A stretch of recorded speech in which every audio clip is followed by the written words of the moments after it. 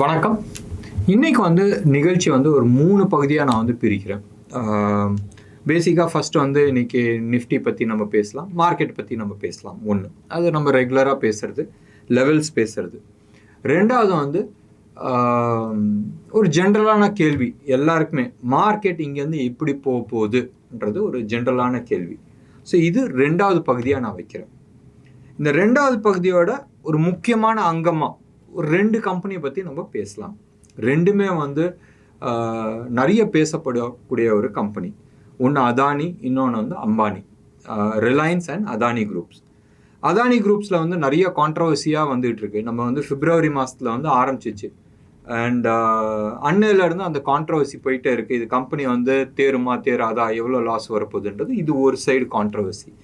இன்னொன்று கவர்மெண்ட் இதுக்கு இவங்களுக்கு சப்போர்ட் பண்ணிகிட்டு இருக்காங்க. மேபி ஆட்சி மாறும் போதும் என்ன ஆகுன்றது ஒரு கேள்வி. ஸோ அந்த ஒரு பாயிண்ட்ஸ் நம்ம டச் பண்ணலாம். And Adani as well as Ambani, இந்த 2 குரூப் ஆஃப் கம்பெனிஸ் இன்றைக்கி ரிலையன்ஸே இப்போ ஒரு 3-4 கம்பெனியாக பரவி வருது. ரீசெண்டாக ஜியோ ஃபைனான்ஷியல் சர்வீஸ்னு ஆரம்பித்தாங்க. மேபி ரிலையன்ஸ் ரீட்டைல் சர்வீசஸ்னு ஆரம்பிக்கிறதுக்கு சான்சஸ் இருக்குது. அது மாதிரி இன்னும் ஒரு 2-3 கம்பெனியாக ஸ்பின் ஆஃப் ஆகும். ஸோ இதுவும் ஒன்று. இன்னொன்று அதானி குரூப்பில் உங்களுக்கு தெரியும், நிறையா கம்பெனிஸ் இருக்குது. அதானி கிரீன் இருக்குது, அதானி போர்ட் இருக்குது, அதானி என்டர்பிரைசஸ் இருக்குது, நிறைய கம்பெனிஸ் இருக்குது. இவங்களாம் நிலைமை என்ன ஆகுன்றது. மூணாவது விஷயம், ஒரு இம்பார்ட்டண்ட் டேட். இன்றைக்கி செப்டம்பர் 14 ஒரு இம்பார்ட்டண்ட் டேட். அண்ட் மேபி இது ஒரு ஒரு 10 நாள் இல்லை 8 நாள் இப்படி முன்ன பின்ன இருக்கிறதுக்கு வாய்ப்புகள் இருக்குது. Can date. நம்ம அதை பற்றி ப்ராபப்ளி நம்ம ரெண்டாவதாக நம்ம பேசிக்கலாம். ஸோ இது 3 பகுதியாக நாம் பார்த்துருக்கோம். ப்ராபப்ளி கொஞ்சம் பெருசாக இருக்கும், கண்டினியூவாக பாருங்கள். ஃபஸ்ட்டு நிஃப்டியை பொறுத்த வரைக்கும் 83 பாயிண்ட்ஸ் இன்றைக்கி ப்ரீமியமில் இருந்தாங்க. டோட்டலாக 33 பாயிண்ட்ஸ் ப்ளஸ்ஸு. ஃபியூச்சர்ஸை பொறுத்த வரைக்கும் 61 பாயிண்ட்ஸ் ப்ளஸ். நம்ம எதிர்பார்த்த அந்த அப் மூவ் தான் போயிட்டுருக்கு. ஆனால் அப் மூவ் ஸ்ட்ரெயிட்டாக மேலே போக மாட்டேங்குது. நம்ம எதிர்பார்த்தது 20,248 அதான் first target. Second target probably இந்த 250 260 அந்த லெவலுக்கு மேலே கிராஸ் ஆகி நிற்கிது ஒரு நாள் சொன்னால் ப்ராபப்ளி நம்ம எதிர்பார்க்குறது 20,600 லெவல் நம்ம எதிர்பார்க்குறோம். அது அப்புறமா இருக்கட்டும். ஃபஸ்ட்டு 20,250 லெவலில் கிராஸ் ஆகி நிற்கட்டும், அதுக்கப்புறமா நம்ம பேசிக்கலாம். மேலே போகிறதுக்கு தம் இருக்கா, தடுமாற்றம் இருக்குது, உங்களுக்கு அப்படி மெதுவாக போயிட்டுருக்கு. பட் டெஃபினட்டாக 19,900 லெவல் ஒரு மேஜர் சப்போர்ட் ஜோனாக இருக்குது. டவுன் சைடில் அதான் நம்ம பார்த்தோம், 19,200 உடைக்க மாட்டேங்குது. 19,000 வந்துட்டு போச்சு. பட் மேஜர் சப்போர்ட் 18,850 870 890 அந்த ஜோன் பூராவே உங்களுக்கு சப்போர்ட் ஜோன். ஸோ நம்ம பக்கா அப்சைட் ட்ரெண்டில் இருக்கிறோம். கன்சாலிடேஷன் ஆகுமா கரெக்ஷன் ஆகுமான்றது ப்ரோக்ராம் பாருங்கள், உங்களுக்கு ஃபுல்லாக தெரியும். நம்ம லெவல் சொல்லியிருக்கிறோம் 19,250 248 அதுக்கு மேலே கிராஸ் ஆகி நிற்கிட்டோன்றது. இன்றைக்கி நீங்கள் எடுத்து பார்த்தீங்கன்னா again new all time high. எவ்வளோ? Somewhere close to about 20,158 morning போச்சு. அதுக்கு மத்தியானத்துக்கு மேலே கீழே வந்துச்சு. ஸோ உங்களுக்கு தெரியும். ஸோ அதெல்லாம் நம்ம பேசிக்க வேணாம். இன்றைக்கி இன்ட்ராடே ஸ்விங் நிஃப்டியை பொறுத்த வரைக்கும் 124 பாயிண்ட்ஸ். பேங்க் நிஃப்டியை பொறுத்த வரைக்கும் ஆல்மோஸ்ட் 360 பாயிண்ட்ஸ், 350 பாயிண்ட்ஸ்னு வச்சிங்களா, 96 பாயிண்ட்ஸ் ப்ளஸில் க்ளோஸ் ஆகிருக்கு. இன்னைக்கு எக்ஸ்பைரி விட்டுருங்க. அடுத்த வாரம் எக்ஸ்பைரி நீங்கள் எடுத்து பார்த்தீங்கன்னா ஹையஸ்ட் கால் 20,200. ஸோ அந்த ஜோனில் தான் உங்களுக்கு ரைட் ஆகிருக்கு. அண்ட் டவுன் சைடில் 20,000 ஹையஸ்ட் புட் ரைட் ஆகிருக்கு. ஸோ டைட்டாக தான் உங்களுக்கு ஜோன் ஃபிக்ஸ் ஆகிருக்கு. 200 பாயிண்ட் ஸ்விங்கில் தான் உங்களுக்கு ஃபிக்ஸ் ஆகிருக்கு. இப்போ முந்தா நேற்று போட்ட வீடியோ, நேற்று நான் போடல, முந்தா நேற்று நம்ம சொல்லியிருந்தோம் கீழே விழுந்ததுக்கு one of the main reasons ஒரு 3,000 crores வர்த் ஹெட்ஜ் ஃபண்டை டைல்யூட் பண்ணாங்க. அது ஒரு பெரிய அமௌண்ட்டான்னு கேட்டால் நிச்சயமாக பெரிய அமௌண்ட் கிடையாது. இந்தியன் மார்க்கெட்டை பொறுத்த வரைக்கும் ஈஸியாக அப்சர்வ் ஆகிடும். நிறைய ஸ்டாக்ஸ் அப்சைட் மீதி வரதுக்கு சான்சஸ் இருக்குன்றது சொன்னோம். நிறைய பேர் ப்ராஃபிட் புக் பண்ணதுக்குமா ரீஎன்டர் பண்ணுறதுக்கு யோசிச்சிருப்பாங்க. Long term investors and mutual ஃபண்டை இது ஆப்பர்ச்சுனிட்டியாக யூஸ் பண்ணி அது சக் பண்ணுறதுக்கு வாய்ப்புகள் இருக்குது. ஸோ இந்த ரீசெண்டாக விழுந்த mid cap and small cap stocks மேலே போகிறதுக்கு நிறைய வாய்ப்புகள் இருக்குது. பட் நான் இது இம்மீடியட்டாக ஸ்ட்ராங்காக நான் சொல்ல, ஏன்னா ஒவ்வொரு ஸ்டாக்கை பொறுத்த வரைக்கும் அப்படி தான் நம்ம கேல்குலேட் பண்ணணும். ஸோ இது ஃபஸ்ட்டு பகுதி. ரெண்டாவது பகுதி 24th March 2020. ஸோ எல்லாருக்கும் ஞாபகம் இருக்குது, மார்க்கெட் வந்து ஒரு பெரிய ஃபால் வந்து சந்தித்த நாள், ஒரு லோ ஃபார்மேஷன் ஆச்சு நிஃப்டியை பொறுத்த வரைக்கும். அந்த டேட் ஏன் நான் சொல்கிறேன்னு சொன்னால் 21st March it was a can date. இது வந்து எல்லாருக்குமே தெரியும். ஆன்லைனில் போயிட்டு ஈக்னாக்ஸ் டேட்டுன்னு நீங்கள் எடுத்து பாருங்கள். அஸ்ட்ராலாஜிக்கலின்றதோட அஸ்ட்ரானாமிக்கலி, அதாவது அஸ்ட்ரானாமிக்கலி எடுத்து பார்த்தீங்கன்னா எர்த்தோட ஈக்குவேட்டரும் சன்னோட ஈக்குவேட்டரும் ஒரே லெவலில் இருக்குது. அண்ட் மோஸ்ட்டாக டே அண்ட் நைட் ஈக்குவலாக இருக்கும். அன்னைக்கு வந்து most of the time events வந்து பெரிய ஈவெண்ட்ஸ்லாம் நடந்திருக்கு. லாஸ்ட் 20 இயர்ஸ்க்கான ட்ராக் ரெக்கார்ட் எடுத்து பாருங்கள். அந்த டேட்டுக்கு 2 நாள் முன்னப்பின்னா வந்து எப்பயுமே வந்து பெரிய ஈவெண்ட் இருக்கும். ஸோ 2020லேயும் மார்க்கெட் வந்து ஒரு லோ ஃபார்ம் பண்ண டேட் 24th March 2020. ஸோ இது ஒன்று. ரெண்டாவது, இதே மாதிரி இதுக்கு ஆப்போசிட்டில் நீங்கள் எடுத்து பார்த்தீங்கன்னா அதே டேட் தான், September 21st 23rd. இந்த 2 டேட்டுக்குள்ளே அப்படியே ஸ்விங் ஆகி வரும். அதுவும் வந்து டே அண்ட் நைட் ஈக்குவலான டேட். எர்த்தோட ஈக்குவேட்டரும் சன்னோட ஈக்குவேட்டரும் ஒரே லெவலில் வரும். அன்னைக்கு வந்து நிறைய ஈவெண்ட்ஸ் நடந்த ஈவெண்ட்ஸ். இது வந்து இன்டர்நேஷ்னலி ப்ரைவேட் ஈவெண்ட்ஸ் இருக்கட்டும், ஸ்டாக் மார்க்கெட்லேயும் நிறைய ஈவெண்ட்ஸ் நடந்திருக்கு. இந்த டேட்டை பற்றி ஏன் நான் சொல்கிறேன்னு சொன்னால், இன்னைக்கு September 14th, March 24, 2020லேருந்து 6 தர 144 ட்ரேடிங் டேஸ். மறுபடியும் நான் சொல்கிறேன், 144 ட்ரேடிங் டேஸ். 144 வந்து ஒரு இம்பார்ட்டண்ட் நம்பர்ஸ்.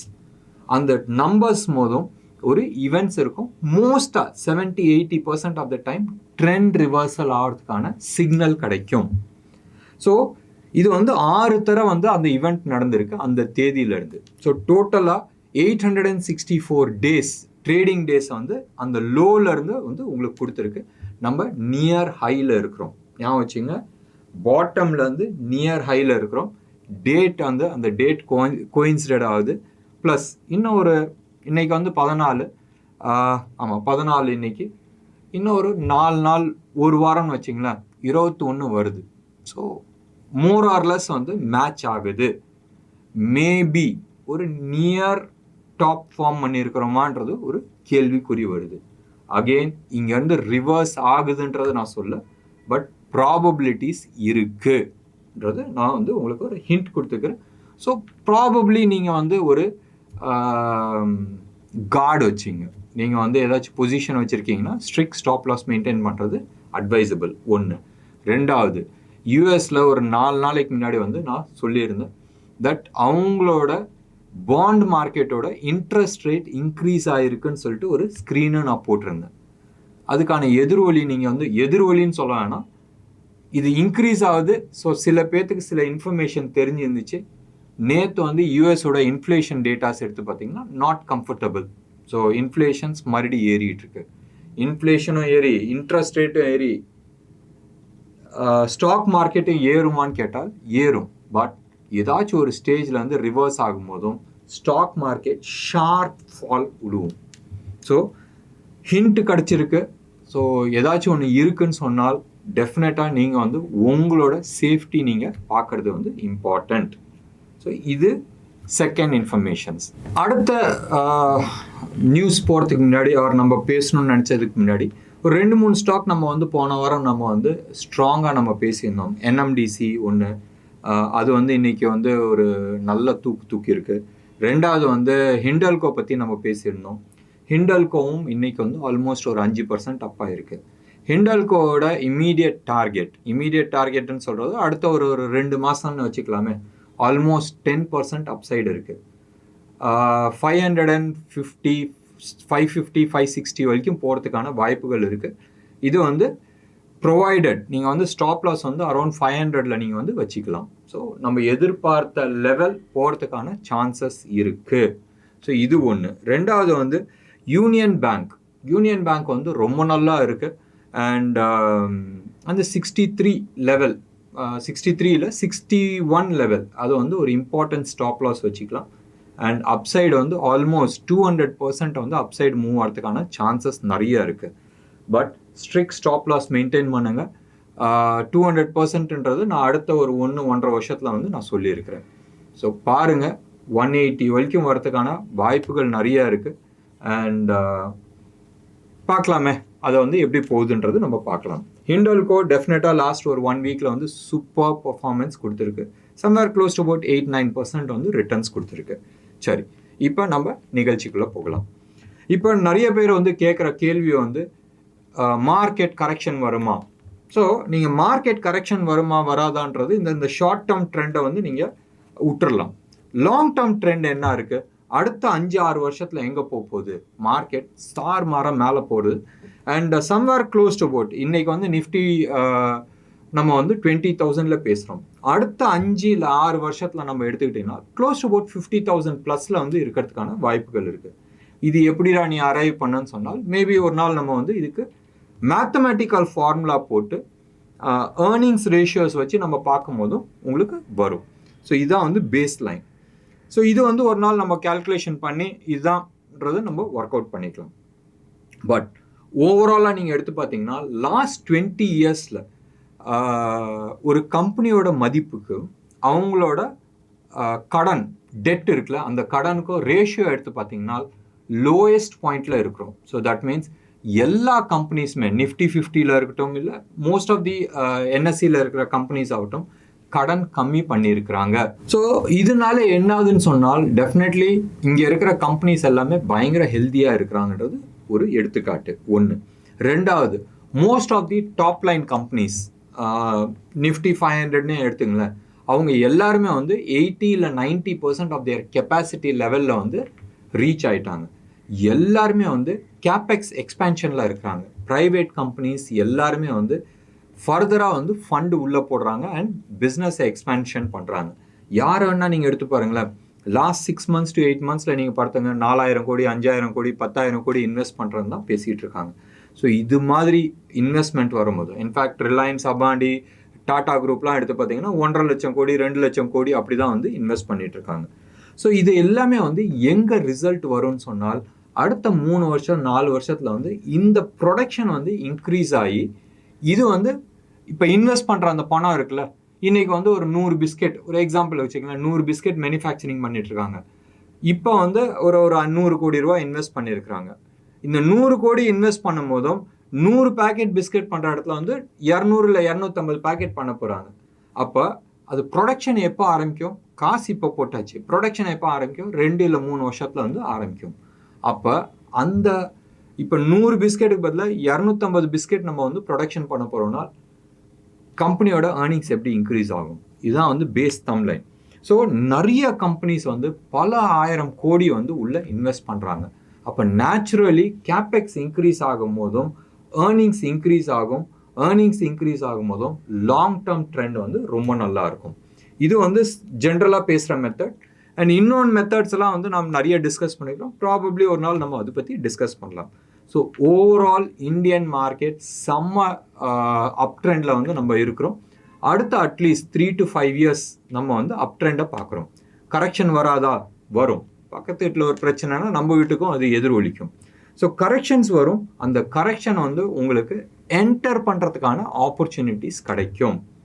இப்போ அடுத்த கேள்வி, சப்போஸ் இப்போ வந்து பிஜேபி இருக்குது, பிஜேபிக்கு பதிலாக காங்கிரஸ் வருது, இல்லை ஒரு கூட்டணி ஆட்சி வருதுன்னு சொன்னால் என்ன ஆகும்னு சொன்னால், மேபி சரியா கூட்டணி ஆட்சி வரும்போதும் ஒரு அன்ஸ்டேபிள் கவர்மெண்ட் இருக்குது, எது வேணா இருக்கட்டும், அப்படி இருக்கும் போதும் மேபி ஒரு ஸ்லோ டவுன் வரலாம் ஒழிய அந்த க்ரோத் ஸ்டோரி இருக்கும். சரியா, ஓவரால் பிஸ்னஸ் க்ரோத் ஸ்டோரியாக இருக்கும், ஓவரால் மார்க்கெட் க்ரோத் ஸ்டோரியாக இருக்கும். மேபி ஒரு ஸ்லோ டவுன் வரலாம். ஏன்னா ரிஃபார்ம் பண்ணிகிட்டு இருக்கும் போதும் ஒரு ரிஃபார்ம் பண்ணிகிட்டு இருக்கும் போதும் அந்த ரிஃபார்மை வந்து இடையூறி வருது, இல்லை ரிஃபார்மை வந்து வேறு டைரக்ஷனில் எடுத்துகிட்டு போகிறாங்க. ஏன்னு சொன்னால் இந்த கரண்ட் கவர்மெண்ட்டில் வந்து நிறைய விஷயங்கள் ஃப்ரீ ஃப்ரீ ஃப்ரீ ஃப்ரீ அந்த கதை வந்து கிடையாது. பட் எலெக்ஷன் சமயத்தில் யாராக இருந்தாலும் ஆட்சியில் இருந்து தான் ஆகணும். அது பிஜேபியாக இருக்கட்டும், இல்லை காங்கிரஸாக இருக்கட்டும், இல்லை எந்த பார்ட்டி வேணாலும் இருக்கட்டும். அவங்க வரும்போது இந்த ஃப்ரீ ஃப்ரீ ஃப்ரீ நான் தள்ளுபடி பண்ணுறேன், இது பண்ணுறேன், அது பண்ணுறேன்ற பண்ணும்போதும் பிஸ்னஸ் சைக்கிள் வந்து அடி வாங்கும். அப்போ நேச்சுரலி அது எங்கே காட்டும்? மார்க்கெட்டில் தான் காட்டும். ஸோ அது மாதிரி டிஸ்ரப்ஷன்ஸ் வரத்துக்கான வாய்ப்புகள் இருக்குது. எலெக்ஷன் இருக்குல்ல, இந்த வருஷ கடைசிக்குள்ளே வந்து ஒரு 3-4 ஸ்டேட் எலெக்ஷன் இருக்குது. அடுத்த ஏப்ரலுக்குள்ளே வந்து ஏப்ரலில் மே 24க்குள்ளே வந்து சென்ட்ரல் எலெக்ஷன் இருக்குது. நிச்சயமாக வந்து நிறைய ஈவெண்ட்ஸ் நடக்கிறதுக்கான வாய்ப்புகள் இருக்குது. ஸோ அதுக்கான எதிரொலி டெஃபினட்டாக மார்க்கெட்டில் காட்டும். பட் ஓவரால் மார்க்கெட் வந்து அப் ட்ரெண்டில் இருக்குது. சரி, இப்போ இது கடைசி பகுதியை நம்ம பார்த்துட்டோம். இந்த கடைசி பகுதியில் அம்பானி அண்ட் அதானி இவங்களோட நிலை என்ன, இவங்க வந்து என்ன லெவலில் இருப்பாங்க, இது வந்து ஒரு தனி ப்ரோக்ராமாகவே நம்ம பண்ணலான்றது தோணுது. எஸ், இந்த 2 கம்பெனியுமே வந்து ரொம்ப நல்லா பர்ஃபார்ம் பண்ணும். நாளைக்கு முடிஞ்சால் இது வந்து ஒரு தனி ப்ரோக்ராமாகவே நான் போடுறதுக்கு நான் முயற்சி பண்ணுறேன். நாளைக்கு இல்லை சாட்டர்டே இன்னைக்கு ஒரு பெரிய லென்த்தியாக சார்ட்ஸ் வச்சு நம்ம எக்ஸ்பிளைன் பண்ணி நம்ம போடலாம். ஏன் நான் இந்த முடிவுக்கு வந்தேன்றது நம்ம பேசலாம்.